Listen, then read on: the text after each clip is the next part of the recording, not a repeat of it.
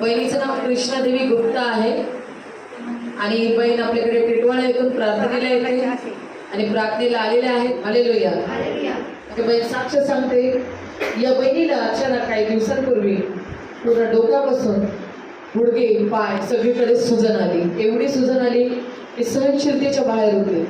अशी ही बहीण दवाखान्यात गेली आणि डॉक्टर बोलले ज्या गुडघ्यांची सर्जरी करावी लागेल, म्हणजेच ऑपरेशन करावं लागेल, कारण तुला गुडघ्यांचं ऑपरेशन करणं तातडीने गरजेचं आहे.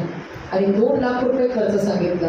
आणि एवढा तिला त्रास होत होता की असह्य वेदना होत्या, एवढी सुजन होत होती की चालायला सुद्धा होत नव्हतं. अशा वेळी बहीण घरी गेली आणि सगळ्या कुटुंबातल्या लोकांना सांगितलं. पूर्ण कुटुंब टेन्शनमध्ये आलं. तेव्हा याचा नवऱ्यानं स्वतःच बोलला की काय टेन्शन घेत बसलेस, जयमाला पास्टरला फोन लाव आणि विचार, त्या तुला सांगतील, तुला सोल्युशन देतील, तुला पर्याय देतील. सर्व सुना पण बोलायला लागल्या, हा पास्टरलाच फोन लावा, पास्टरलाच फोन लावा. फक्त एवढं बोलतानाच 2 तासात फक्त एवढंच बोलले की जयमाला पास्टरला फोन लावा. आणि खरोखर 2 तासात त्याच्या गुडघ्याची सुजन, पायाची सुजन पूर्णपणे आपल्या आप निघून गेली.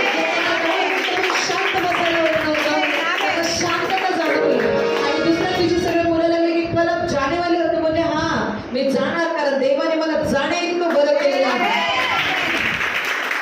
आणि आज ते आल्या आल्या त्यांनी पास्टरला सांगितलं की असं असं घडलंय, तुम्ही माझ्यावर प्रार्थना करा, कारण माझी स्वतःहूनच इच्छा नाही ऑपरेशन करायची. मला विश्वास आहे की येशू माझी गुडघेदुखी विदाऊट सर्जरी